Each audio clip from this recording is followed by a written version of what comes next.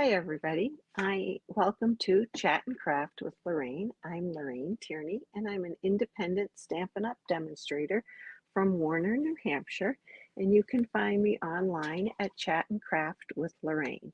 I have a Facebook page, YouTube channel. I'm on Instagram a little bit, not too much. And I have an active Pinterest page that I pin lots of cards to. So I'd love it if you would like and follow any of those and help share the cards and techniques. I love to teach people how to do different things, and I love to share the joy that stamping and creating cards brings me. I like to share that with all of you. So today we're going to do another technique with blending brushes. Last week we did the blended strips technique, and today we're going to make a little bit bigger background, and then I'm going to show you a little something about a card that I posted on my Facebook page today that had a blended ink background, but I did something different with. So lots of ways to use your blending brushes and make cool cards. So let me make this a little bit bigger. I'm going to switch up these two. There we go. So you can see a little bit better what it is I'm doing here. I'd love it if when you hop on, you say hello and let me know you're watching. People that comment or share, I will enter into a random drawing tomorrow night or Tuesday and send a small prize to. So if you share, you like, you comment, that will get you entered into the drawing. And if you do share it, please let me know, because when I click on it, tells me it's been shared, but when I click on it, I can't see who has shared it unless we are friends and not just followers. Okay, so thanks. So we're going to start with a piece of basic white that's 5 1/4 by 4. I don't have a sample card to show you because I thought I had one piece of masking paper only with me, and masking paper would be helpful to do this card. And as it turns out, I didn't have any masking paper with me. So we're going to use these large Post-it notes, but masking paper would be better. This Post-it note just has a little bit of stickiness up there, so I have to be careful that I get that. But I want to tear the top of this a little bit. I don't want to use a straight edge. I want to make this tear a little bit. Hi Jan, hi Maria, hi Margaret. Thank you for joining me today. Okay, so I just made kind of a rough edge along that, and we're gonna make a band of a background here. So I want it to be a fair amount of the paper in the middle. So I'm gonna do that, and then I'm going to do another piece. And if you had masking paper, you would rip the masking paper the same way. It's just sticky all over. And I find that it's very sticky. So I first either put it on my sweater or sweatshirt if I have long sleeves on, or my jeans, I tack it down on that and then pull it up to get some of that stickiness off, or I find that it will rip my cardstock. So I'm gonna put this on. I want a fairly sizable space in between there. And I want a little room at the bottom and a little room at the top. So it's not an exact science. I'm gonna go like that, and we're gonna make a background in here. So the first thing that I'm going to do is turn on another light right here, because I feel like I'm in the dark a little bit. Whoops, sorry. And you tell me if that's a little bit better under there. I'm also getting a shadow of my cord. Okay, So I'm going to start with soft seafoam ink. And many of you know I'm splitting my time, or most of my time is spent at my daughter's house because my grandson's in the hospital. So I don't have my Stampin' Up! Blending brushes here. They're there. I had blending brushes that I purchased before Stampin' Up! Started selling them. So these are an imitation. Okay. So I'm going to start at this side with a little bit of soft seafoam, and that's the lightest color I'm going to use. You sometimes can't see the color very well on the blending brush, and I'm going to start making circles off the paper a little bit so that I don't get a huge dark spot where I first put this down. And I want to try to lay a fair amount of color down. It doesn't have to be dark, but I want it to be a little bit solid.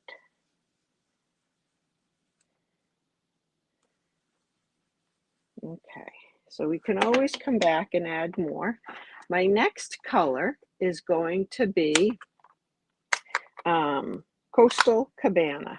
And you can see I have a very old Coastal Cabana ink pad. It might be time to get a new one. So I'm going to dab off a little bit. I'm going to go over a little bit of that soft seafoam because I don't want a real sharp edge.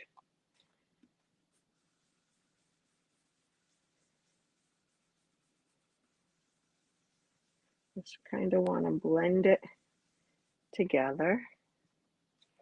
This is a really pretty color.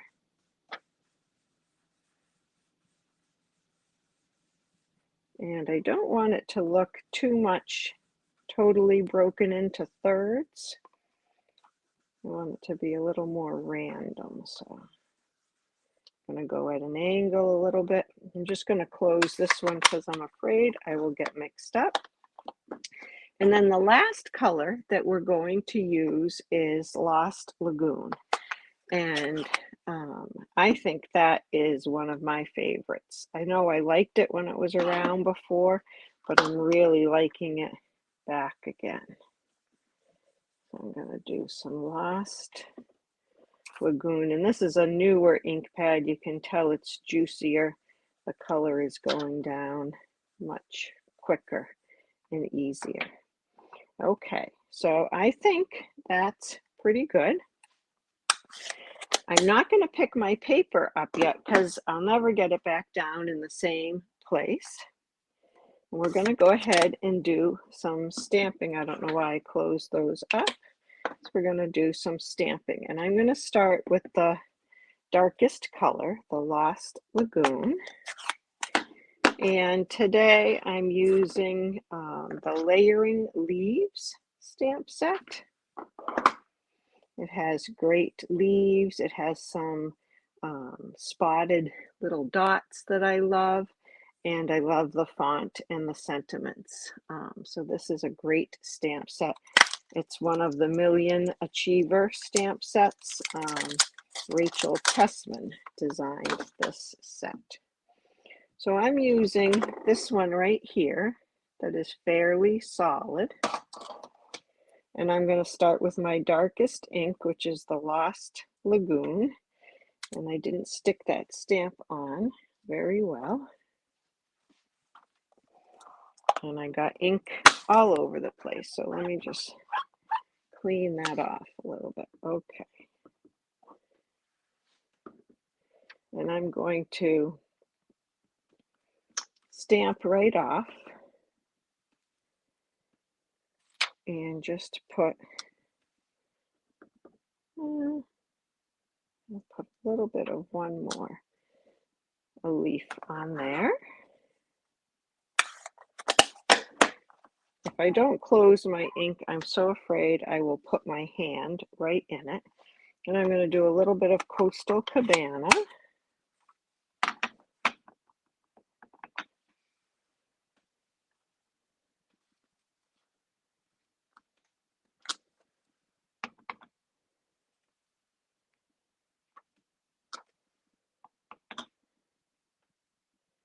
I think that's it. And I have a small stamp. I think it's a rosette.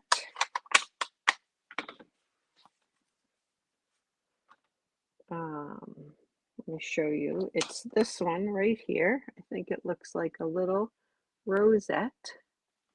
I'm going to do that in basic gray, kind of a neutral, darker color. Yeah. And let me get a full one right there. And a little bit. Maybe just a tad. It's kind of fun just sneaking in a little bit where you can. Okay. So now I have those. And I love the little spotted dots. So I'm going to get those out. You could try to use a blend or speckle things. Hi, Sherry. But I'm going to use these little dots instead. It's a little more controlled. And I'm going to go right over things with it.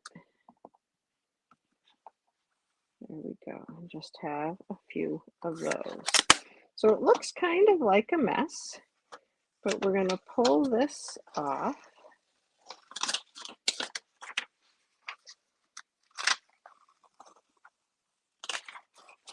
And we have a nice little border on a card. So we're going to do something else to it, but before we do that, I want your help in, should we put that on a white background, a white card? It just seems so dark. Is that going to help a little? A white background, or should it go on a Lost Lagoon background? So I want your help on that. Lost Lagoon or just on the white. I have one vote for the Lost Lagoon. Okay, so have you ever played with the gilded leafing? That's this stuff in here. I love it. It's kind of, it gives a sparkle, kind of like gold embossing would, but I find it a little bit quicker and easier to use. And this, I'll show you how I use it. You can use it with heat and stick powder and heat, obviously, but I'm going to use just a little bit of green glue. And I'm going to randomly, when I get some glue coming out, put a little squiggle. So my lines here are very little, okay, very thin.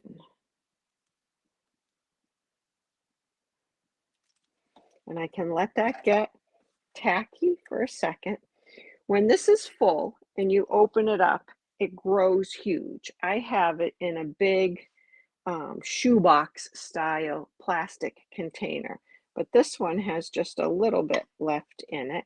This is what it looks like. It's very, very thin. It's really light. It feels soft, and I'm going to take it and I'm just going to rub it into the area that has that glue on it.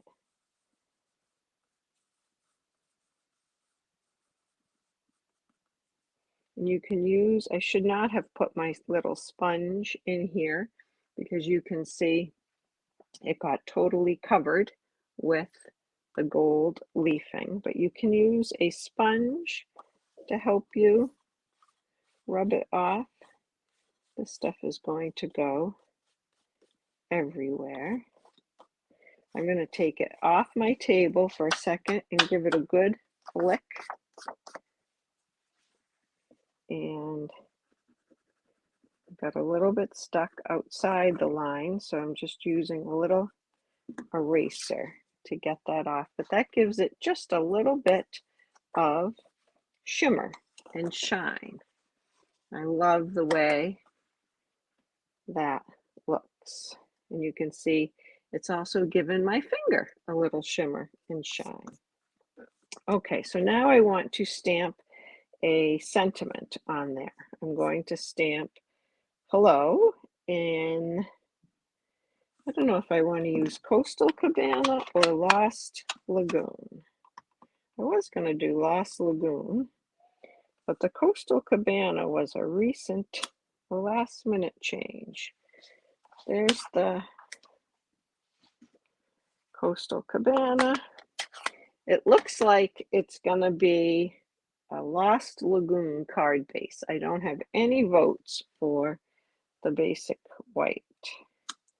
I'm going to do the Lost Lagoon for the sentiment also.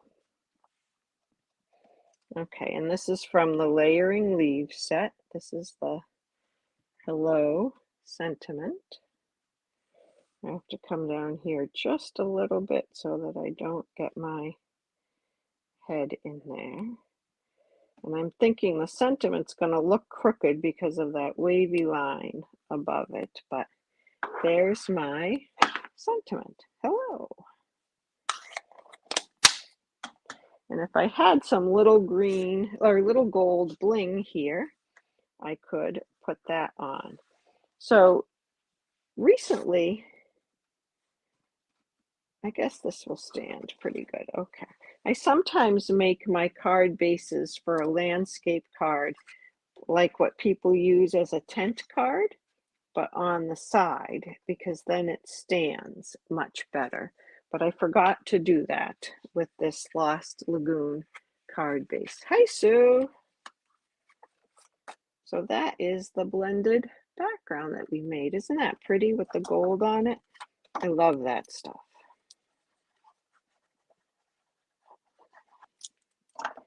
So I'm going to put that on here.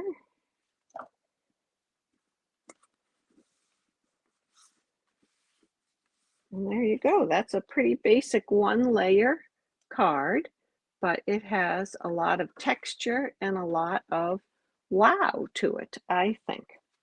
Now I want to show you a couple of other things with the blended background, and we're going to do one thing that's really cool too. So yesterday when I was getting ready for this, I made a background that I didn't like at all.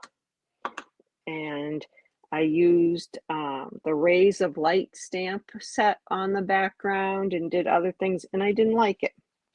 And on the other side, I had some colors and some embossing, and I didn't like it. So I used that to die cut a couple of pieces. These are the Gorgeously Made dies. I did not get the stamp set, but I absolutely love this die that makes it look like a piece of notebook paper that you've cut. This die looks like a torn edge, has a label, and then it has these two big ones, and that's what I die cut out of that piece of paper that I didn't like. So I made this card, and you can see you get the colors look great on something that's die cut, and I just used those colors for the card base and the mat, and then a neutral of gray granite. And then this one is the back side of that paper, this side of it. When I was about to flip it over to put glue on it, I thought, oh no, I like this side better. So it has just a little of the blue and the green and the yellow, and it says just a note. So yeah, it is like recycling, Maria, isn't it? Don't throw anything out. Find a use for it. So that's what you do with the backgrounds that you don't like. And then I just wanted to show you one really fun thing. So I posted this card on my Facebook page today, and I asked if you knew how I stamped those leaves on it. And a couple of people took a guess, but nobody guessed correctly. So people guessed Versamark or white ink, but it was not. I used Stampin' Mist. I don't know if all of you are familiar with Stampin' Mist, but a lot of us use these chamois to clean our stamps right now, and they work great on the clear stamps, but I find sometimes on the red rubber, I need a little bit more. Well, this is how we used to clean our stamps. We used to use this Stampin' Scrub, and on one side of it, you would spray Stampin' Mist, and then you would clean your stamps, and this side is dry, and it would dry them off. Okay, this one is dirty. So that's how you would clean your stamps. Well, I used Stampin' Mist to stamp on a blended ink background. So I have to move all these cards out of the way because I don't want to overspray anything on my cards. But I want to show you that real quickly. So I made a background ahead of time. This is Highland Heather, Parakeet Party, and Flirty Flamingo. And I'm going to use the Daisy stamp. And I'm going to spray a little bit of the Stampin' Mist on it. Now, I'm not going to spray it up close because I'd get big blobs of it. But I'm going to hold it back a little bit. I'm putting this behind it just to try to catch some of the extra spray. So can you see that? So that's a little blobby on there. Let's see if I can, yeah, I'm going to do that again.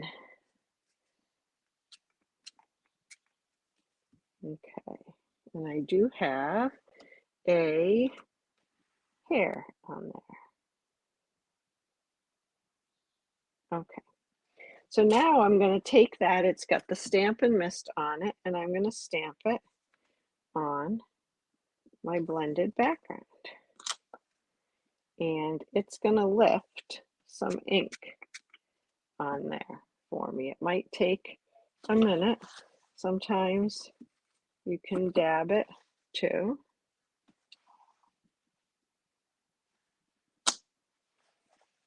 And I'm going to clean the stamp because I don't want to get different colors going down. And I'll put the Stampin' Mist on it each time.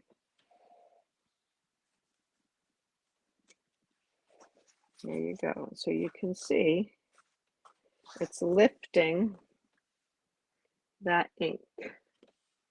Can you see those flowers coming out? It's taking a little bit. I'm going to do a little leaf as well.